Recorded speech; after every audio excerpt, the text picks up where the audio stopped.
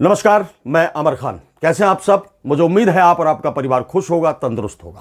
मैं हमेशा भगवान से और खुदा से दुआ करता हूं कि आप खुश रहें, तंदुरुस्त रहें और देश की तरक्की में अपना योगदान देते रहें। साथ ही साथ मैं आपसे यह भी कहना चाहता हूं कि आप अपने आप को मोटिवेट रखें, पॉजिटिव रखें, नेगेटिविटी से बचते रहें। यदि कोई समस्या आपके जीवन में आती है तो उस समस्या का डटकर मुकाबला करें। मुझे उम्मीद है कि समस्या हटेगी और समाधान आएगा। जहां समस्या है वहां समाधान भी है।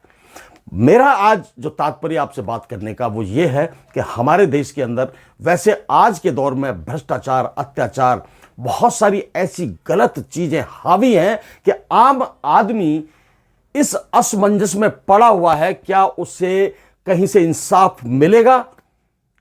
क्या उस अमीर आदमी ने उसके साथ ऐसा कर दिया है? क्या उस बुराई का बदला उस अमीर आदमी को मिलेगा? क्या उसे सजा मिलेगी? क्या उसे दंड दिया जाएगा? ऐसी बहुत सारी चीजें आजकल के इंसानों को, आजकल के समाज में, लोगों के दिमाग में उठती हैं। पुलिस एक ऐसा विभाग है कि जहां से हर आदमी को एक न्याय की उम्मीद रहनी चाहिए, लेकिन रह नहीं पा रही है। पुलिस के आए दिन बर्ताव से, उसके व्यवहार से आम आदमी का भरोसा उस पर उठता चला जा रहा है। और कार्यपालिका जिसे हम कह सकते हैं, जब जैसे राजनेता हैं हमारे, एमपी, विधायक, पार्षद, इन सब से गरीब आदमी कोई उम्मीद लगाकर इनके पास जाता है तो ये राजनीतिक भाषा में उसका जवाब दे देते हैं कि हाँ, ये मेरा आदमी है, इसको देख लेना क्या करना है। उधर वो जिनको फोन किया जाता है वो समझ जाते हैं कि ठीक है, ये देख। यदि वो पैसे वाला है तो हो सकता है कि वो बच जाए, और पैसे वाला नहीं है तो हो सकता है कि वो उल्टा फंस जाए। और ऐसा होता भी है। गलत काम करके यदि आप पैसा देकर कोई काम गलत काम कर रहे हो और आपके पास पैसा है तो उस पैसे को भरकर उस गलत काम का भी आपको गलत काम की सजा भी नहीं मिलेगी और फैसला भी आपके हक में ही आएगा। गरीब और मजदूर और मिडिल क्लास लोगों को परेशान करने के लिए शायद ये जो डिपार्टमेंट है ये काफी है। मुझे लगता है कि बहुत ज्यादा देश के लोग इस चीज से परेशान हैं। इनसे उठकर, इनसे ऊपर चलकर सिर्फ एक ही जगह इंसान का ध्यान जाता है कि चलिए, हम एक जगह तो है कि जहां पर हमें न्याय मिलेगा, जहां पर हमें इंसाफ मिलेगा, और वो है जुडिशरी, न्यायपालिका। न्यायपालिका पर बहुत सारे लोग अपनी जिंदगी में ये सोचकर चलते हैं कि कोई बात नहीं, पुलिस ने मेरे हक में कोई फैसला नहीं दिया तो मैं कोर्ट का दरवाजा खटखटाऊंगा और वहां से मुझे न्याय जरूर मिलेगा। आज भी हमारे देश के लोग न्यायपालिका पर आंख मूंद कर भरोसा करते हैं। तो न्यायपालिका का भी यह फर्ज बनता है कि वो अपने देश के लोगों के भरोसे पर खरा उतरे। पैसे के लालच में यदि आप किसी गरीब आदमी को सजा दिलवा देते हो तो वो एक अपराध है, अपराध भी है और एक गुनाह भी है। एक जिसे कह सकते हैं कि मतलब भगवान की नजरों में भी आप उस चीज को मतलब कर तो रहे हो, लेकिन भगवान की नजरों में वो चीज अच्छी नहीं है। एक अपराध है, गुनाह कर रहे हैं आप यदि किसी गरीब आदमी को सजा दिलवा रहे हैं। अमीर आदमी पैसे भरते हैं, चले जाते हैं, वो मुड़कर भी नहीं देखते, क्योंकि उनको पता होता है कि हमने जो काम करना था वो कर दिया, फैसला तो हमारे हक में ही आने वाला है।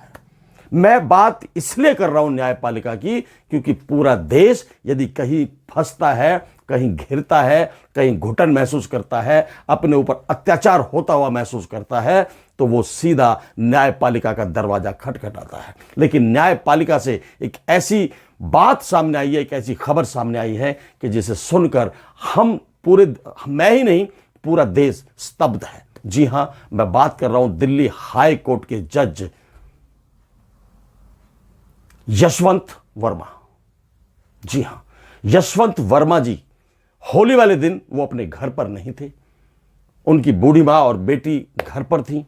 अचानक उनके घर में आग लग जाती है। वो प्रशासन को, पीसीआर को फोन करते हैं। फोन पीसीआर का शायद फायर ब्रिगेड पर जाता है। वहां से फायर ब्रिगेड आती है और जब वो आग बुझाते हैं तो उनको नजर आती हैं नोटों की गड्डियां। इतने नोटों की गड्डियां कि आदमी की आंखें फटी की फटी रह जाएं। उनको पता लग जाता है कि नोटों की गड्डियां हैं, और वो बात बाहर निकल जाती है, घर से बाहर निकल जाती है, उस शहर के अंदर फैल जाती है, पूरे देश के अंदर फैल जाती है।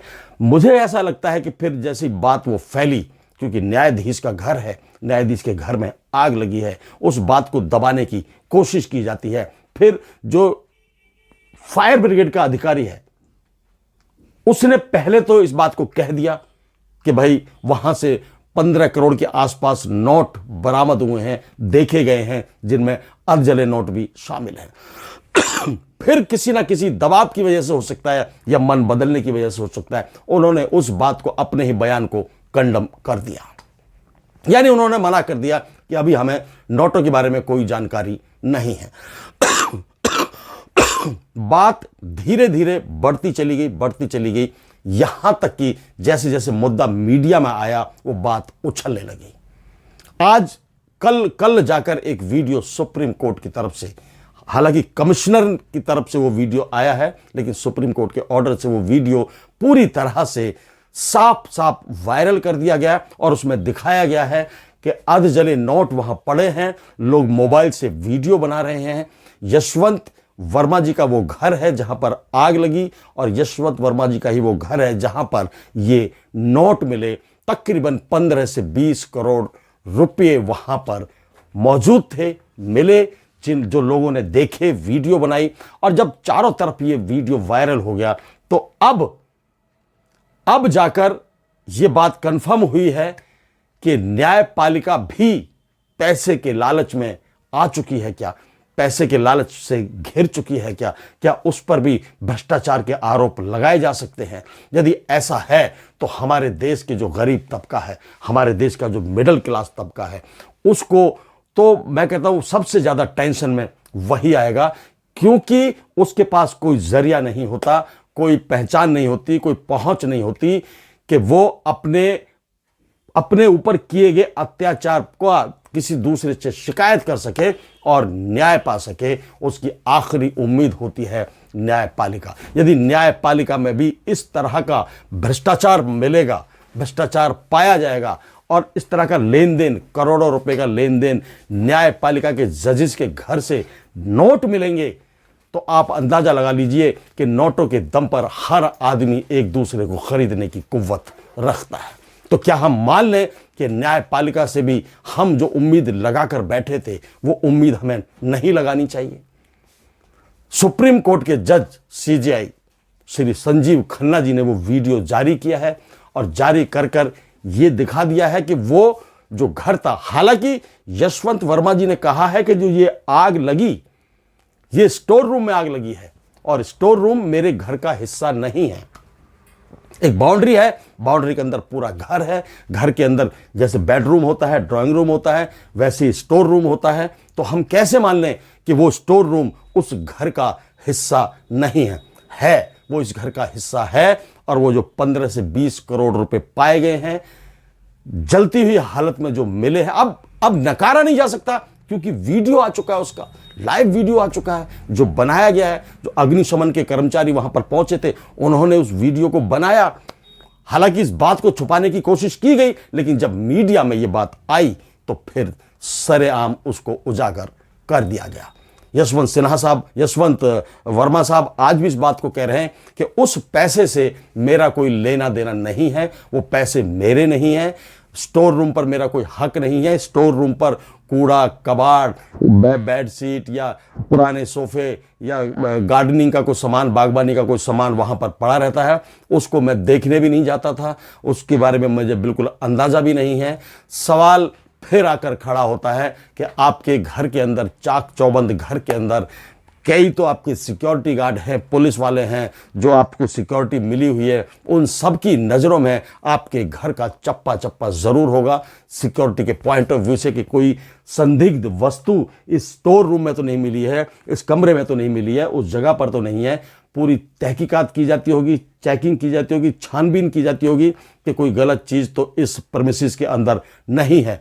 उसके बावजूद भी यशवंत वर्मा जी, दिल्ली हाई कोर्ट के जज साहब, यदि ये कह रहे हैं कि वो पैसे मेरे नहीं हैं, तो सवाल तो न्यायपालिका पर उठेगा ही। और ये जब सवाल उठेगा तो देश के लिए इससे बड़ा धोखा, इससे बड़ा झटका कोई है नहीं, क्योंकि आखिरी उम्मीद होती है न्यायपालिका, जिससे हमारे जैसे लोग, मिडिल क्लास लोग, गरीब तबके के लोग उम्मीद लगाकर बैठते हैं कि वहाँ से इंसाफ नहीं मिला तो कोई बात नहीं, हम कोर्ट जाएंगे और कोर्ट से हमें न्याय ज़रूर मिलेगा। लेकिन आज इस बात पर भी संदेह होने लगा है कि हमारे कोर्ट के जज भी पैसा लेकर फैसला बदल देते हैं, पैसा लेकर फैसले को बदलने का हिम्मत रखते हैं। वो पैसे के बल पर किसी के साथ हुआ अन्याय, किसी के साथ हुआ अन्याय और पैसा यदि इधर से आ रहा है तो उस पीड़ित व्यक्ति को सजा दे दी जाती है। जो पहले से ही पीड़ित है,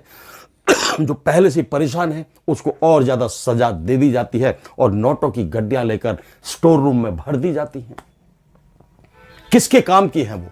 यदि आपको इस बात का अंदाजा ही नहीं है कि आपके घर के अंदर कोई 1-2 गड्डी तो है नहीं, 10-20 हज़ार रुपए, लाख 2 लाख रुपए भी हम मान लेते हैं कि इतने बड़े जज साहब के घर में कहीं रखे होंगे तो उनको शायद ध्यान ना हो, लेकिन 15 से 20 करोड़ रुपया नजर आता है, दिखाई देता है, जगह मांगता है रखने के लिए और अपने आप को छुपाने के लिए हिम्मत मांगता है। वो पूरी तरह से कॉन्फिडेंस मांगता है कि मैं गलत पैसा हूँ, गलत तरीके से लिया हुआ पैसा हूँ, मुझे छुपाने के लिए जिगरा चाहिए। एक ना एक दिन ऐसा आता है कि वो अपने आप उजागर हो जाता है। सवाल ये है, कहने का मतलब मेरा ये है कि आप उच्च पदों पर बैठकर, न्याय के पदों पर बैठकर, जुडिशरी के पदों पर बैठकर इस तरह की बातें ना करें।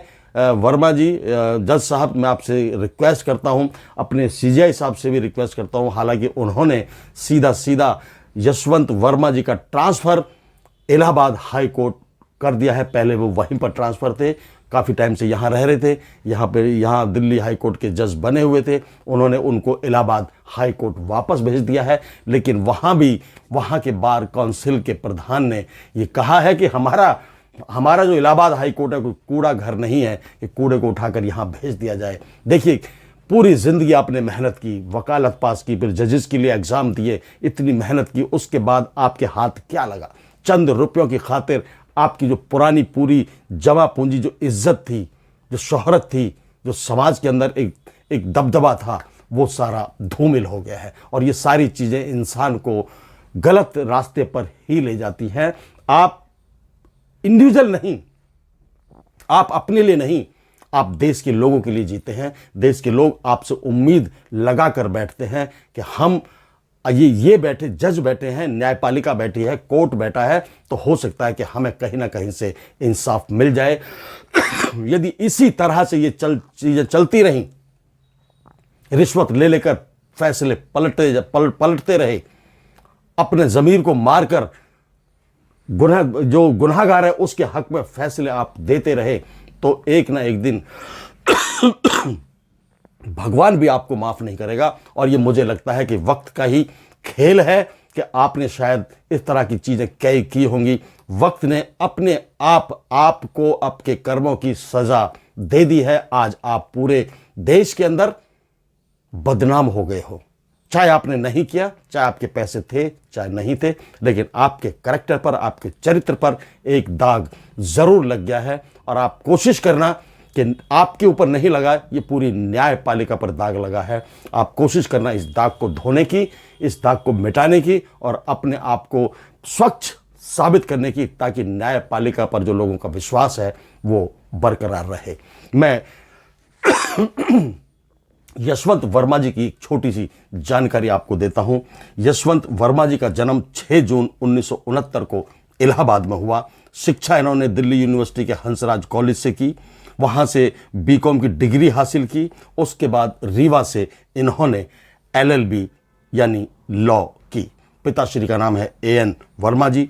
8 अगस्त 1992 को वकील के रूप में अपना जो इन्होंने पंजीकरण इलाहाबाद हाई कोर्ट में कराया था।